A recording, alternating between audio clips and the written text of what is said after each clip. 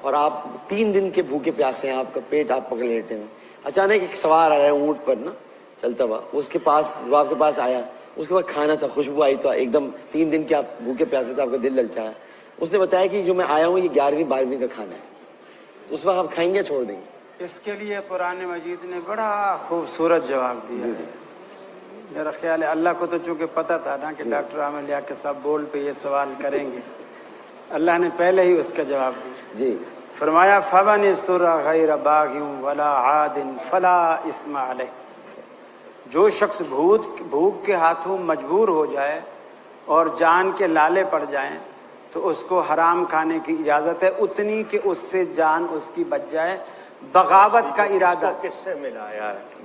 یہ مردار کو ملایا، دیکھیے حرام آپ کو نے ملایا۔ گفتگو کی، میں خاموش رہا، نہیں حرام کو ملایا، حالانکہ انہوں نے یہ بھی کہا 11ویں قرآن میں ہے، حدیث میں ہے، میں پھر بھی چپ رہا۔ ایصال سن ثواب لیتے ہیں نا، قرآن اس سے پہلے مکمل ہے، 11ویں بعد کی چیز ہے، قرآن میں کہاں سے آ گئی؟ سن تو لیں، بات تو 11ویں سنیں۔ پارے میں آیت ہے، 11ویں پارے میں آیا ہے، اور 11ویں پارے میں 11ویں آیت ہے، اور وہ 11ویں شریف کی۔ نہیں تو سن تو لینا، بات تو آپ سنتے نہیں ہے نا، سن تو لیں۔ میں ہی تو سنتا ہوں، یہاں تو میری آپ سنتا ہی سناتے کوئی ہیں نہیں، ہمیں، صرف ایک میں ہوں جو اچھا سب کی سن تو لیں، ان کی بات تو سن لیں۔ آپ نے مردار کو، اور جو ویسے بھی ہر وقت حرام ہے، اس کو کس کھانے سے ملایا ہے جس پر اللہ کا کلام پڑھ دیا گیا ہے؟ اللہ کا کلام پڑھا حلال گیا کھانے پر۔ دیکھیے ڈاکٹر صاحب، دیکھیے ایک سوال آپ نے مجھ سے جی کیا، جی اب ایک سوال میں آپ سے جی جی مرغی کو جب ذبح کرتے ہیں جی ہاں، کیا پڑھتے ہیں؟ اللہ اکبر، بسم اللہ اللہ اکبر، جی صرف اللہ اکبر بسم نہیں، اللہ اللہ اکبر پر غلطی ہو گئی بھائی، بسم اللہ اللہ اکبر، جی یہ تکبیر پڑھتے ہیں۔ جی۔ ایک شخص حافظ ہے، وہ کہتا ہے تکبیریں تو وہ پڑھے جس کو قرآن نہیں آتا، صحیح۔ میرے کو تو سورہ یاسین یاد ہے، سورہ ملک یاد ہے، سورہ مزمل یاد ہے۔ اب یہ 3-4 صورتیں ساری پڑھتا ہے اور مرغی کو ذبح کرتا ہے۔ علماء سے جس کو پوچھیے، یاسین آتی ہوگی نا اسے بسم اللہ اللہ اکبر بھی یاد آتا ہوگا، ڈاکٹر صاحب، یاسین اتنی بڑی یاد کر لی اس نے، بسم اللہ اللہ آپ اکبر میرا یاد کر سوال سن نہیں رہے۔ ہاں اس نے سورہ یاسین پڑھی پوری، بسم اللہ اللہ اکبر جو تکبیر ہے وہ نہیں پڑھی، پوری سورہ یاسین پڑھ کے اس نے مرغی ذبح کی۔ علماء سے پوچھی حلال ہے کیا؟ وہ آپ ہی کیا کوئی ہوگا ویسے، ایسا آدمی کر نہیں سکتا نہیں یہ۔ نہیں، ان سے پوچھیے۔ جی مفتی صاحب کچھ کہنا چاہ رہے ہیں؟ حضرت یہ میرا بات تو بہت کرنے دیں۔ اللہ کے رسول کا حکم یہ ہے کہ جب کھانا سامنے آئے بسم اللہ پڑھ کے کھانا ختم کرو، کھانا پہ ختم پڑھو نہیں کرو۔ تو آپ اس صحرا میں آج آئے تو اسے بسم اللہ پڑھنا۔ ہاں، کھانے پہ میں ہاتھ نے رکھ کہا کے نا کہ کلام اس وقت پڑھا، صحیح حدیث اللہ میں رب موجود العالمین ہے۔ بتائیے پیر عبد القادر جیلانی بعد کی چیز ہے، قرآن میں اس کا ذکر کہاں سے آ جائے گا؟ نہیں قرآن میں لیکن اب یہ ایصال ثواب، سن لیں، ایصال ثواب، سن لینا، ایصال ثواب نام ہے اس کا۔ ان کا بھی سن لیں۔ جی ہاں بسم اللہ الرحمن الرحیم۔ ڈاکٹر صاحب قرآن مجید کی آیات سے جو استدلال ہوتا ہے وہ 4 طرح سے ہوتا ہے۔ اگر آپ کی برا نہ مانے کیونکہ ایک پھر بات کٹ جائے گی، ایک وقفے کے فوراً بعد آپ شروع سٹارٹ جی ایک وقفہ لے لیں۔ بول میں خوش آمدید کہتے ہیں مفتی محمد حنیف قریشی صاحب، یہ 11ویں کی نظر 12ویں کی نظر اور نظر دلوانا کھانے پر، اس پر گفتگو فرما رہے تھے۔ جی ڈاکٹر صاحب ہمارے ہاں 11ویں کا کھانا یا 12ویں کا کھانا، اس سے مراد یہ ہوتی ہے کہ وہ جو حلال کھانا پکا کر اس کو غریب و مساکین کو کھلا دیا جائے یا ویسے صدقہ نافلیہ کے طور پر تقسیم کر دیا جائے اور اس کا ثواب حضرت سید شیخ عبد القادر جیلانی رضی اللہ تعالیٰ عنہ کی روح کو پہنچایا جائے۔ اب یہ ہے 11ویں کا کھانا اور 12ویں کا کھانا۔ قرآن مجید سے استدلال 4 طرح ہوتا ہے: عبارت النص، اشارت النص، دلالت النص اور اقتضاء النص۔ یہ اہل علم کو پتہ ہے، یعنی کئی دفعہ تو قرآن کا سیم لفظ موجود ہوتا ہے، جس طرح واقیم الصلاۃ وآتوا الزکوٰۃ۔ کئی دفعہ لفظ موجود نہیں ہوتا، قرآن اصول دیتا ہے، جیسے اللہ تعالیٰ قرآن مجید میں ارشاد فرماتا ہے کہ کلوا مما ذکر کلوا من طیبات ما رزقناکم۔ حضور پلیز مہربانی فرمائیں، مہربانی میں نے عرض کیا تھا دوران گفتگو، پلیز۔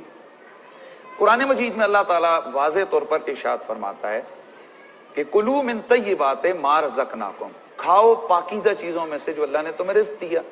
اب کوئی بندہ یہ کہے کہ قرآن میں دکھاؤ ٹماٹر کہاں لکھے ہیں، گھیا توری کہاں لکھا ہے، تو ہم نہیں دکھا سکتے، ڈیفینیٹلی نہیں دکھا سکتے، لیکن یہ سارا ٹماٹر، آلو، توری، بھنڈی یہ طیبات کے اندر موجود ہے، یعنی اس کا ذکر بھی قرآن میں موجود ہے۔ اب کوئی کہے یہ قرآن میں نہیں، یہ قرآن کے اس لفظ میں موجود ہے۔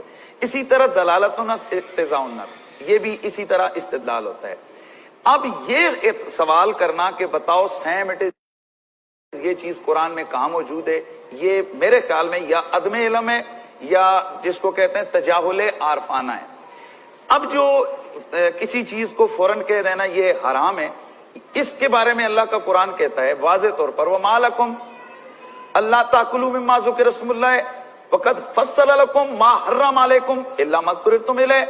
اللہ تعالیٰ سورۃ النعام میں فرماتا ہے اے تمہیں کیا ہوا ہے، تم اس پاکیزہ چیز میں سے نہیں کھاتے ہو جس پر اللہ کا نام لیا گیا ہو، تمہیں کیا ہو گیا ہے؟ وَقَدْ فَصَّلَ لَكُمْ مَا حَرَّمَ عَلَيْكُمْ، حالانکہ جو کچھ تمہارے لیے حرام تھا اللہ نے اس کو تفصیل سے بیان کر دیا ہے. یعنی قرآن و حدیث میں حرام چیزوں کو تفصیل سے بیان کیا گیا ہے. اب وہ حرام چیزوں کیا بیان، لسٹ کیا ہے؟ اللہ تعالیٰ قرآن جی میں فرماتا ہے انما حرم علیکم المیتۃ والدم ولحم الخنزیر وما اہل بہ لغیر اللہ. اب یہ جو 11ویں 12ویں کے کھانے کو لایا جاتا ہے یہ وما اہل بہ لغیر اللہ کے اندر لایا جاتا ہے کہ وہ چیز جو غیر اللہ کے نام لگا دی جائے وہ حرام ہو جاتی ہے.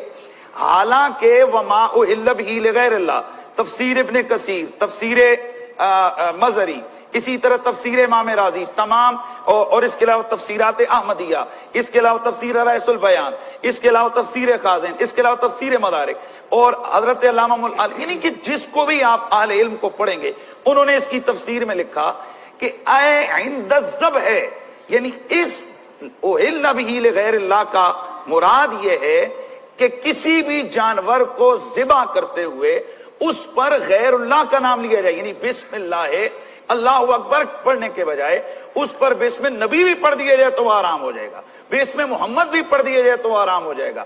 اب کہاں ذبح کرتے ہوئے بسم اللہ اللہ اکبر کو ترک کرنا اور اس کو حرام قرار دینا، اور کہاں کسی کے ایصال ثواب کے لیے کسی کھانے کا نام ایصال ثواب کے لیے کر دینا. یہ بہت بڑا اسلام کے اندر بلنڈر ہے، قرآن و حدیث سے ٹکراؤ ہے.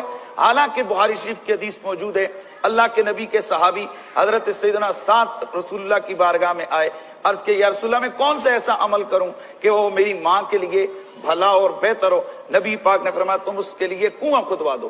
اب اس کنویں کا نام ہی پڑ گیا بئر ام سعد، ام سعد کی ماں کا کنواں، ام ہاذی ام سعد، یعنی اور اس کا نام ہی اس کنویں کا پڑ گیا بئر ام سعد، یعنی ام سعد یعنی سعد کی ماں والا کنواں.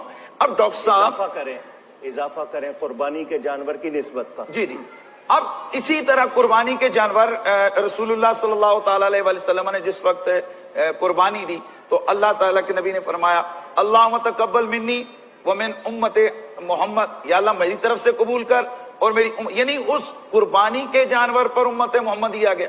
آج گھروں میں بکرے باہر کھڑے ہوئے ہوتے ہیں اور کہتے ہیں یہ بکرا کس کا ہے، کس کے نام کا ہے، یہ منع کے، چننے کے، بابو کے، ببلو کے. اب یہ نام لگ گیا تو کیا یہ ساری چیزیں حرام ہو گئی؟ ہاں، ایسا جانور جو کسی بت کے تقرب کے لیے، کسی تھان کی عبادت کے لیے اس کا نام مختص کیا جائے، جیسے ہندو دھرم میں کیا جاتا ہے، بدھ مت میں کیا جاتا ہے، اس کا وہ کھانا وہ حرام ہو جائے گا. لیکن جناب ہم کسی بھی جانور کو کسی بت، کسی ولی، کسی نبی، کسی غوث، کسی قطب کے نام نہیں لگاتے، ہم ذبح کرتے ہوئے بسم اللہ اللہ اکبر پڑھتے ہیں. اس لیے تفسیرات احمدیہ نے لکھا، اسی طرح تفسیر مدری نے لکھا اور باقی تفاسیر نے لکھا کہ البقرۃ المنظورہ ایسی نظر مانی ہوئی گائے کہ جس کو ذبح کرتے ہوئے اللہ اکبر پڑھا جائے اور اس کا ایصال ثواب کسی ولی کے، جیسے کہ انہوں نے لکھا ہمارے زمانے کا ایک رواج ہے کیسے کرتے ہیں، وہ حلال ہے، اس میں کوئی شک نہیں ہے. ڈاکٹر صاحب معاملہ یہ کہ ہم قرآن اور حدیث نام لے کر ہم بہت ساری زیادتی کر رہے ہوتے ہیں. تو 11ویں اور 12ویں اس کی اصل ایصال ثواب ہے، اور اصل جب قرآن میں موجود ہے تو اس لیے ڈاکٹر کوکب صاحب نے فرمایا یہ قرآن میں بھی موجود ہے اور حدیث میں بھی موجود ہے. جی اب اصل کے حوالے سے جی ماشاءاللہ.